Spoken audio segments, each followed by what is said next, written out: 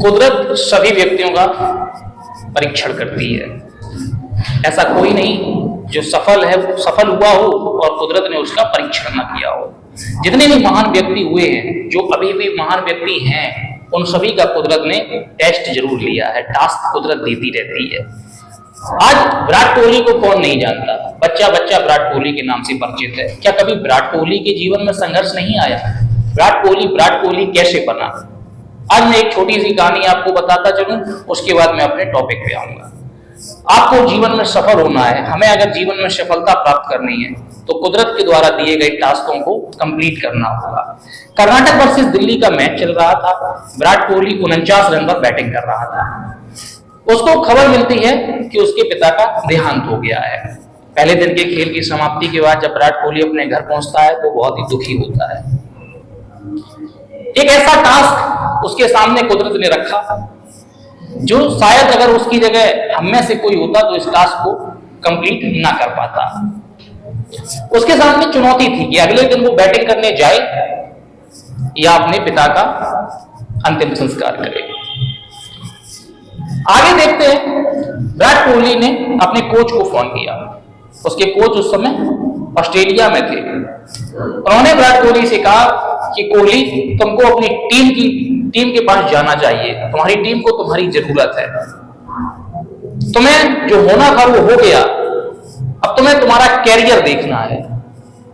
कोहली अपने पिता की डेड बॉडी घर पर छोड़कर अगले दिन बैटिंग करने जाता है और 98 रन बनाकर वापस लौटता है और दूसरे दिन आकर अपने पिता का अंतिम संस्कार करता है। कुदरत टास्क सबको देती है। जब कोहली ने 98 रन बनाए और कोहली जब इस दुनिया में छा गया, उसके बाद आज हम कोहली को अच्छे से जानते हैं कि कोहली क्या चीज है। अब हम आपको ले चलते हैं अपने टॉपिक की तरफ। क्या भारत के सामने, जो भारत आज इतना महान देश बनकर तैयार हुआ, क्या भारत के सामने कभी कोई मुश्किलें नहीं आई? आप सब भी जानते हैं कि जब इतना बड़ा देश है तो इसके सामने भी अनेक चुनौतियां आई, लेकिन हमने, हमारे देश ने, हमारे देशवासियों ने हमेशा ही सभी चुनौतियों का सामना बड़ी ही वीरता से किया। एक चुनौती भारत के सामने थी परमाणु बम का परीक्षण करने की। अमेरिका आदि देश जो थे, चीन हमारा पड़ोसी राष्ट्र, उसके पास परमाणु संपन्न शक्ति थी। भारत भी परमाणु संपन्न देश बनना चाहता था। हमारे देश की महिला प्रधानमंत्री इंदिरा गांधी उस समय पीएम हुआ करती थी।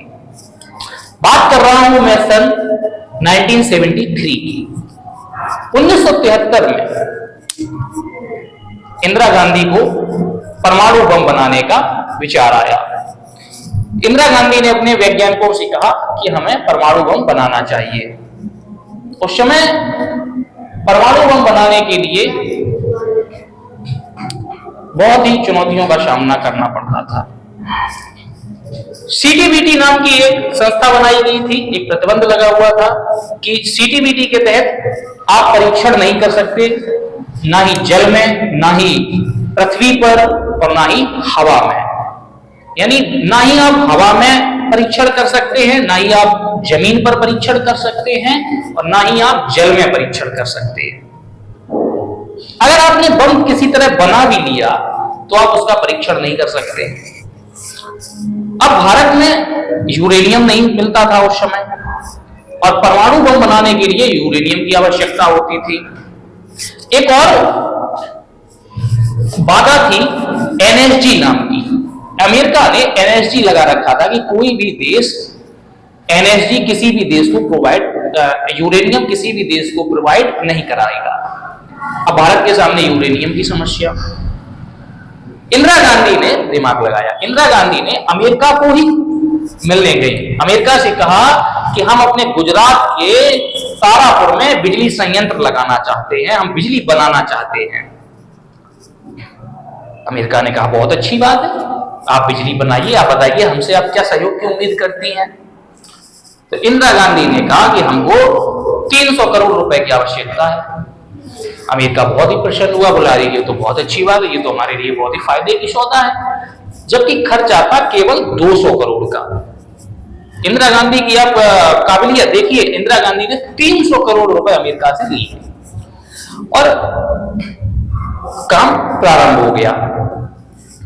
धीरे धीरे थोड़े दिन जैसे ही बीते, इंदिरा गांधी ने कहा कि बिजली संयंत्र बनाने के लिए यूरेनियम की आवश्यकता है।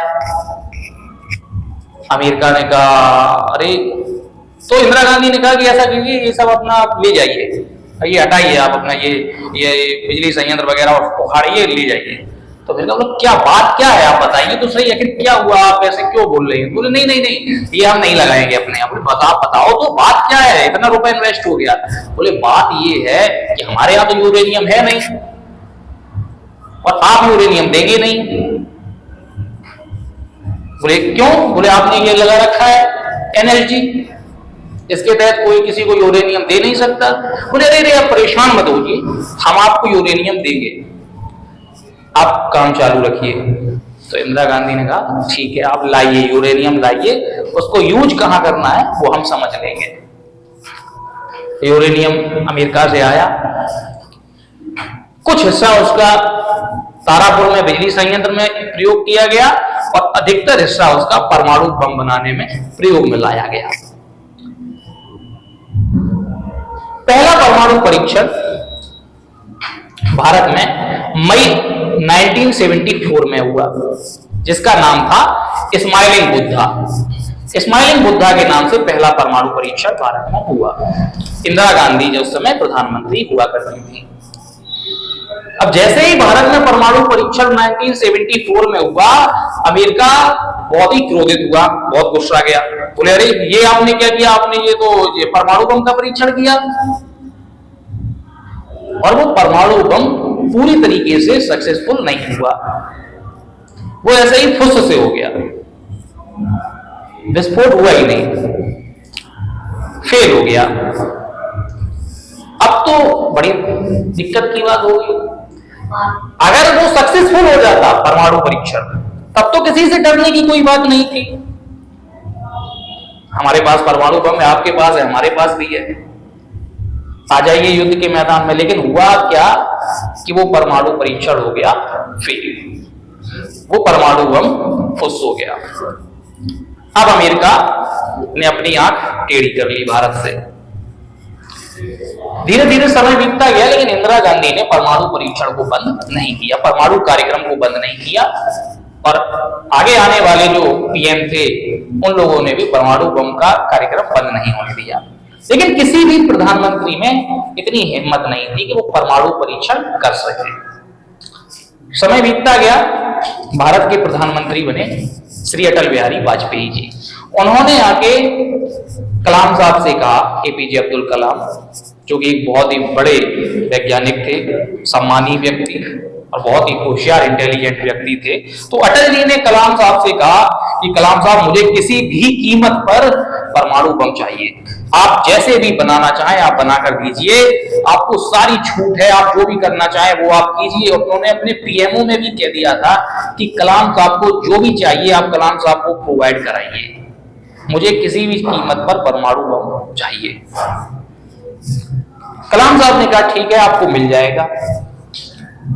पोखरण में परमाणु बम का कार्यक्रम दोबारा से गति पकड़ गया। वहां पर ये गतिविधियां हो रही थी, तो अमेरिका ने एक सैटेलाइट छोड़ दिया ये पता लगाने के लिए कि आखिर यहाँ क्या गतिविधियां हो रही हैं। उस समय जो सैटेलाइट भारत के ऊपर छोड़ा गया था, उस सैटेलाइट को निर्माण करने में जो कीमत लगी थी वो 700 करोड़ की थी। 700 करोड़ का सैटेलाइट भारत के ऊपर छोड़ा। वो इतना हैवी रेंज का सैटेलाइट था कि वहां पर खड़े व्यक्ति की घड़ी में कितना टाइम हुआ है वो भी कैच कर लेता था। कार्यक्रम चल रहा था परमाणु बम का। अमेरिका ने कलाम साहब को अपने देश बुलाया, बोले आप हमारे यहाँ आइए। कलाम साहब वहां गए। जब अमेरिका कलाम साहब पहुंचे तो वहां उन्होंने कहा कि आप हमारे नासा के चीफ हो जाइए, चीफ बन जाइए। कलाम साहब को बताया कि देखो हमारे यहाँ कितनी अच्छी मशीनें हैं, आपके देश में है ही क्या, टूटा फूटा स्टेबलाइजर रहता है, कोई पेज ढीला हो जाता है तो आप ग्लास पेज कर से उसको सही करते हो, देखो हमारे यहाँ कितनी अच्छी मशीनें हैं, आप यहाँ रहिए, यहाँ चीफ बन जाइए, आपकी बहुत ही उन्नति होगी और हमारे देश की भी उन्नति होगी, साइंस एंड टेक्नोलॉजी बहुत आगे बढ़ेगा। तो कलाम साहब ने कहा देखिए हमारे ना ही कोई आगे है और ना ही कोई पीछे है, ना ही हमारी शादी हुई है, ना ही हमारे बाल बच्चे, कुछ तो है नहीं, तो हम आपके यहाँ चीफ बन जाए या कुछ बन जाए, आप हमें करोड़ 2 करोड़ 10 करोड़ 50 करोड़ दे भी दोगे, हम उसका करेंगे क्या? हमारे पास एक ही चीज है, हमारी भारत माँ, आप उसे भी हमसे छीनना चाहते हैं। तो कलाम साहब ने वहां रहने से मना कर दिया। लेकिन गलती यहाँ अमेरिका से ये हो गई कि उन्होंने कलाम साहब को अपने नासा के ऑफिस में घुमा दिया और कलाम साहब ने वहीं इस चीज को पकड़ लिया कि अमेरिका ने सैटेलाइट भारत के ऊपर छोड़ रखा है। अब जैसे ही कलाम साहब वापस आए तो कलाम साहब ने अटल जी से कहा कि देखिए अटल जी, अमेरिका ने सैटेलाइट हमारे ऊपर छोड़ रखा है, हम यहाँ जो भी गतिविधियां कर रहे हैं वो सारी गतिविधियां अमेरिका देख रहा है, परमाणु परीक्षण करना इतना आसान होने वाला नहीं है। अटल जी ने कहा आपको जो चाहिए, जैसे चाहिए आप वो यूज कीजिए, आपको कोई भी रोक टोक नहीं है, लेकिन मुझे परमाणु बम आप बना के दीजिए। कलाम साहब ने कहा आप फिक्र मत कीजिए, वो काम हो जाएगा। कलाम साहब ने अटल जी से कहा कि आप इंडियन आर्म फोर्सेस जो है, भारतीय सेना जो है, वो पोखरण में आप पहुंचाइए। तो भारतीय सेना पोखरण में पहुंच गई और वहां युद्ध अभ्यास करने लगी और वहीं पर इनका परमाणु कार्यक्रम चल रहा था।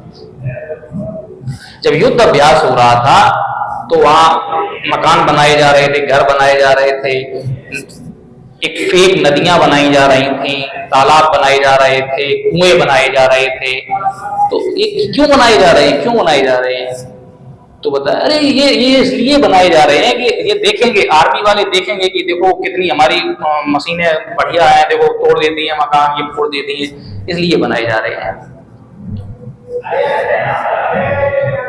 परमाणु बम कुएं में उतार दिया गया और उसके ऊपर से बालू भर दी गई। कार्यक्रम पूरा हो चुका था, परमाणु बम बन के तैयार हो चुका था, उसके परीक्षण का समय था। जब परीक्षण का समय आया तो कलाम साहब ने अटल जी को फोन किया और उनको बताया कि देखिए कार्यक्रम पूरा हो चुका है, अब परीक्षण का समय आ चुका है। और इधर जब भारतीय सेना पोखरण में युद्ध अभ्यास कर रही थी तो वहां जब गतिविधियां तेज हुई तो अमेरिका ने क्या किया, जो सैटेलाइट ऊपर चक्कर लगा रहा था वो एक चक्कर लगाने में वहां तक पहुंचने में 1.5 घंटे का समय लेता था, 1 से 1.5 घंटा लगता था। लेकिन जब वहां भारतीय सेना पहुंची, भारतीय सेना ने युद्ध अभ्यास करना शुरू किया तो अमेरिका ने वो गतिविधियां देख के वो टाइमिंग कम कर दी। अब केवल 10 या 15 मिनट का गैप रहता था। अब 10-15 मिनट में सब कुछ करना बहुत ही मुश्किल था। तो कलाम साहब ने दिमाग लगाया। कलाम साहब ने कहा सुनिए अटल जी, आप मौसम विभाग से कहिए कि वो घोषित कर दे कि राजस्थान में कोई भी किसान, कोई भी मजदूर बाहर ना निकले, भूकंप आने वाला है, भूकंप आने वाला है।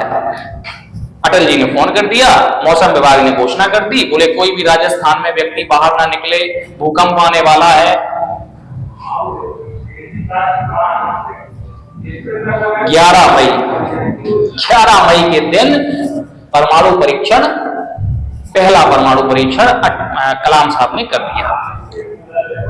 बहुत तेज धमाका हुआ। जो जापान के ऊपर जो बम अमेरिका ने गिराया था हिरोशिमा और नागासाकी पर, उससे 150 गुना ज्यादा ताकतवर परमाणु बम।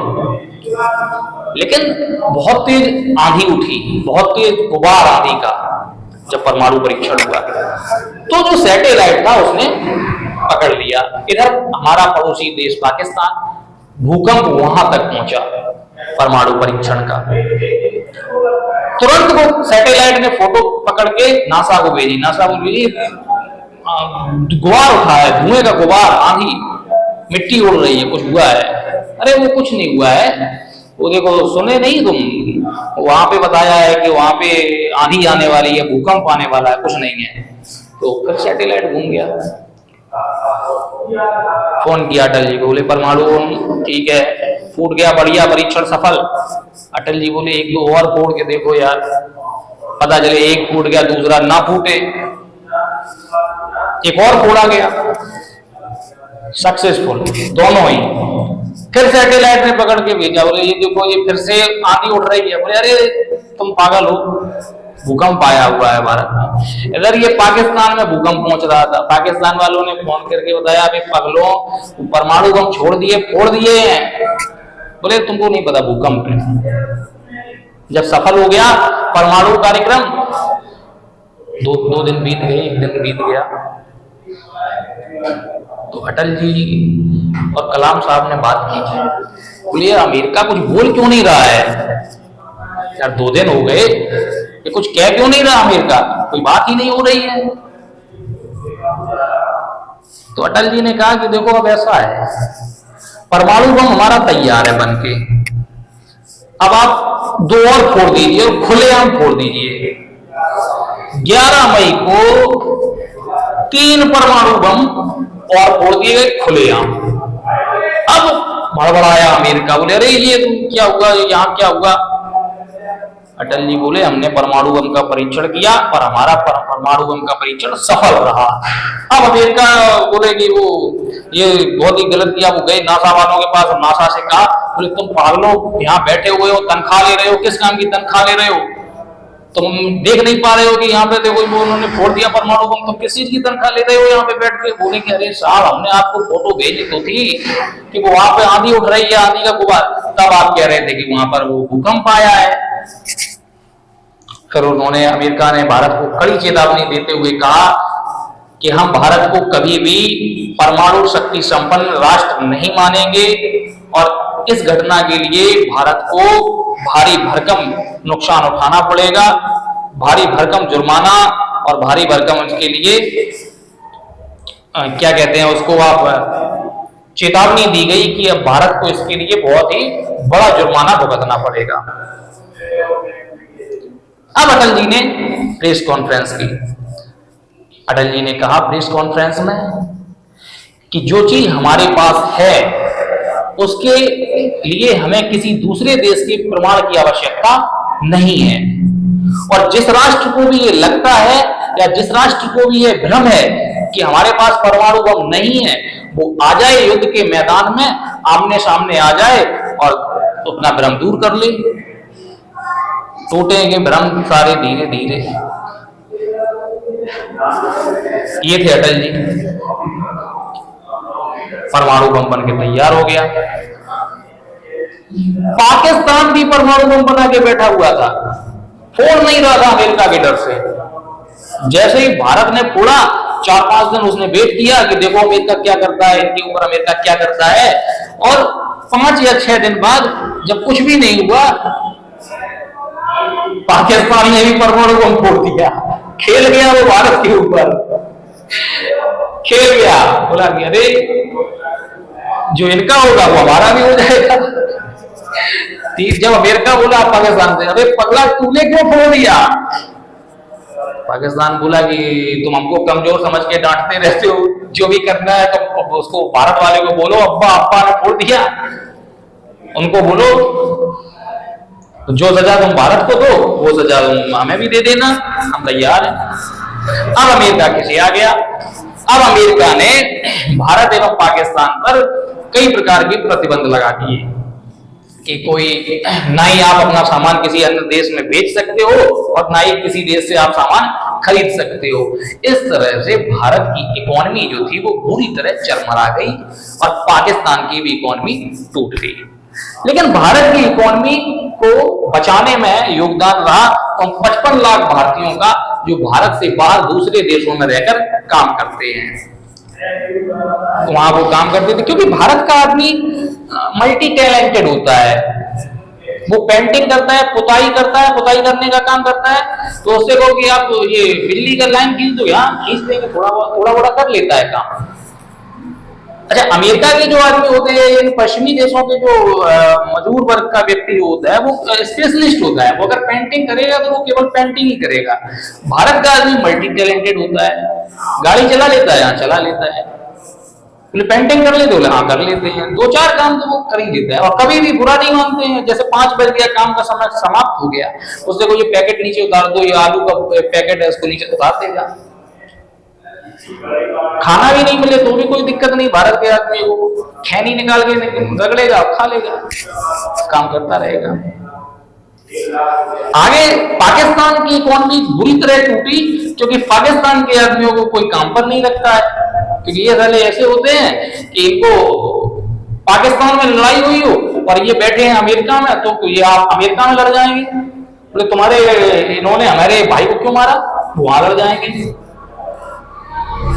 तो इस तरह से भारत की इकोनॉमी तो उन 55 लाख भारतीयों की वजह से बच गई जो भारत के बाहर दूसरे देशों में काम कर रहे थे। अमेरिका ने जो प्रतिबंध लगाए थे, उन प्रतिबंधों की वजह से पाकिस्तान के ऊपर बहुत ही भुखमरी का साया आ गया। पाकिस्तान ने दिमाग लगाया क्या करे, उसने परमाणु बम बेचना शुरू कर दिया, बोले ले लो परमाणु बम। ये ईरान को और ये साउथ कोरिया वो इसने ही परमाणु बम की ट्रिक बताई है, इसने कैसे बनाया जाता है, पूरा कंप्लीट बना के दिया, बोले ये लो आप 20 करोड़ दो, 1 महीने का हमारा गुजारा हो जाएगा, फिर देखेंगे क्या करना है। ये परमाणु बम बेचने लगा। अब अमेरिका और ज्यादा गुस्सा हो गया, पगला क्या कर रहा है, परमाणु बम बेच रहा है, बोला क्या करें, तुम ये प्रतिबंध हटाओ, नहीं तो हम ये परमाणु बम का कार्यक्रम यूट्यूब पे डाल देंगे, सब यूट्यूब पे बना के भेज देंगे कैसे परमाणु बम बनाया जाता है, फेसबुक पे डाल देंगे, हम यूट्यूब पे डाल देगा। अमेरिका ने फिर केस जो चलाए जा रहे थे, फिर देखिए आप भारत में भारत के वकीलों की काबिलियत। एक किस्सा हम आपको नेहरू जी से जुड़ा हुआ भी सुनाते चले। जब नेहरू जी इंग्लैंड में वकालत करने गए हुए थे, तो उस समय वहां क्या होता था कि एक जमीन पर एक हिस्सा दे दिया जाता था, फिर उसके ऊपर मकान बनाए जाते थे, फ्लैट कहते हैं। तो नेहरू जी को 11 फुट का फ्लैट बनाने को दिया गया कि आप 11 फुट में फ्लैट बना लीजिए। तो नेहरू जी ने जो ये बिल्डिंग बनी हुई थी यहाँ पर, इस बिल्डिंग के ऊपर जो 11 फुट नेहरू जी को जगह मिली थी, वहां नेहरू जी ने केवल 10 फुट की बिल्डिंग बनाई, 1 फुट छोड़ दिया। जब दूसरा आया उस जगह को खरीदने के लिए, वहां पर अपना फ्लैट बनाने के लिए, तो नेहरू जी ने कहा ए रोको, ये 1 फुट अभी हमारा यहाँ बाकी है, ये 1 फुट छोड़ के आप अपना बनाना ऊपर। अब बताइए कि वो हवा में अपना मकान कैसे बनाएगा भाई। 11 फुट की इनको नेहरू जी ने खरीदी थी, 10 फुट उन्होंने बनाई, 1 फुट अपनी जगह छोड़ दी। बोले हमारे पास जो कागज है 11 फुट के, नापो हमारी बिल्डिंग है 10 फुट की, अब 1 फुट बचा हुआ है हमारा। तो ये है भारत के वकील। तो जब केस चलाए जा रहे थे कि आप जल थल वायु पर परीक्षण नहीं कर सकते, आप यूरेनियम नहीं ला सकते, आप टेक्नोलॉजी नहीं ला सकते, तो बताया बोले एनपीटी के तहत, बोले आपके पास ये टेक्नोलॉजी आपने कहां से चुराई है, किससे ली है। तो भारत ने कहा देखो कोई हमने नहीं चुराई है। कलाम साहब, एपीजे अब्दुल कलाम हमारे खुद के वैज्ञानिक ने परमाणु बम बनाया। तो कलाम साहब बोले बताओ तो हम बना के और दिखाएं तुमको। कलाम साहब ने बताया कि हमने बनाई, हमने किसी से नहीं चुराई। बोले अच्छा अच्छा चलो ठीक है एनएसजी, तुम्हारे पास यूरेनियम कहां से आया, यूरेनियम तो मना किया हुआ था, किसी से नहीं लेंगे। तो भारत ने कहा कि हमारे यहाँ हमने किसी देश से यूरेनियम नहीं लिया, हमारे यहाँ केरल में और झारखंड में यूरेनियम मिलता है। अच्छा चलो ठीक है, ये दोनों ही ठीक है, तुम ये जल थल वायु में कहीं भी परीक्षण नहीं कर सकते, तुम कैसे किया। बोले हमने न जल में किया, ना हमने जमीन पर किया, ना हमने वायु में, हमने पृथ्वी के नीचे किया। अब इसमें तो कहीं पृथ्वी के नीचे तो लिखा ही नहीं है, जल थल वायु लिखा, तो हमने न जल पर, न थल पर, न वायु पर, हम तो जमीन के नीचे किया। और इस तरह से भारत के वकीलों की होशियारी की वजह से हम ये तीनों ही नियमों से बच गए और फिर हमारे यहाँ से सभी प्रकार के जो प्रतिबंध थे वो हटा दिए गए। इस बिंदु में आपको हमने सिखाया, इस आपको वीडियो में हमने सिखाया कि किस प्रकार भारत एक परमाणु संपन्न देश बना। अब हम आपको बताते चले कि परमाणु शक्ति बनना क्यों जरूरी था। हमारे देश में निसंदेह बहुत ही वीर सैनिक रहे हैं और अभी भी हैं और आगे आने वाले समय में भी हमारे यहाँ वीर सैनिक रहेंगे। लेकिन आज का जो युग है वो अब मशीनीकरण का युग बन चुका है। मशीनीकरण का युग होने का मतलब है कि अब जो युद्ध हुए या जो होने वाले हैं वो ज्यादा से ज्यादा टेक्नोलॉजी के ऊपर डिपेंड करेंगे। जिसकी जितनी अच्छी टेक्नोलॉजी होगी वो युद्ध में आगे रहेगा, जिसके पास ज्यादा अच्छे हथियार होंगे वो युद्ध जीतेगा। तो इसलिए परमाणु बम होना हमारे पास बहुत ही आवश्यक था। आज आप देख रहे हैं कि पाकिस्तान, चीन जैसे जो देश हैं वो हमसे डायरेक्ट फेस टू फेस मुकाबला करने के लिए तैयार नहीं हो पा रहे हैं, क्योंकि उनको पता है कि भारत भी एक परमाणु संपन्न शक्ति है। एक बहुत ही प्रसिद्ध किस्सा है कि जिस समय भारत वर्सेस पाकिस्तान का युद्ध चल रहा था, भारत बनाम पाकिस्तान का युद्ध छिड़ा हुआ था, तो उस समय पाकिस्तान के प्रधानमंत्री ने अमेरिका फोन किया था, बोले हम भारत के ऊपर परमाणु बम छोड़ देंगे। तो अमेरिका के प्राइम मिनिस्टर ने, भारत राष्ट्रपति ने भारत को कॉल किया। उस समय भी प्रधानमंत्री हमारे देश के अटल बिहारी वाजपेयी थे। तो अमेरिका के राष्ट्रपति ने अटल बिहारी जी से कहा कि आप युद्ध रोक दीजिए, पाकिस्तान परमाणु हमला करने वाला है भारत पर। तो अटल जी ने कहा था कि हम भारत को 25% का हिस्सा खोने के लिए तैयार है। हमने मान लिया कि भारत का 25% भारत समाप्त हो गया, खत्म हो गया, लेकिन एक बात याद रखिए कि कल का सूर्योदय पाकिस्तान नहीं देखेगा। ये थे हमारे देश के प्रधानमंत्री अटल बिहारी वाजपेयी। एक शिक्षक होने के नाते किसी भी नेता का, राजनेता का खुले मंच पर इस तरीके से पढ़ाई करना संभव नहीं होता है। आज हम अगर अटल जी की एक शिक्षक होने के नाते खुले मंच पर तारीफ कर रहे हैं तो वो इसलिए क्योंकि अटल जी एक महान व्यक्तित्व थे। दुश्मन भी उनकी तारीफ करता है, उनसे कुछ गलत कहने से पहले 1000 बार सोचता है कि कैसे व्यक्तित्व थे अटल जी। हमें प्रसन्नता है इस बात पर, हमें गर्व है इस बात पर कि हम एक ऐसे समय में पैदा हुए कि जब देश के प्रधानमंत्री अटल बिहारी वाजपेयी थे और हमारे देश के राष्ट्रपति एपीजे अब्दुल कलाम थे। ये दोनों ही संयोग जो भारत में हुआ, ऐसा ना पहले कभी हुआ ना आगे कभी होगा। एक ऐसी शख्सियत, दो ऐसी शख्सियतें जो बहुत ही महान थी और जिन्होंने भारत के लिए बहुत ही ज्यादा योगदान दिया। अगर आपको हमारी वीडियोस पसंद आ रही हैं तो हमारे चैनल को आप लाइक करें, सब्सक्राइब करें और हमारी वीडियोस को आप शेयर करें। जय हिंद, जय भारत।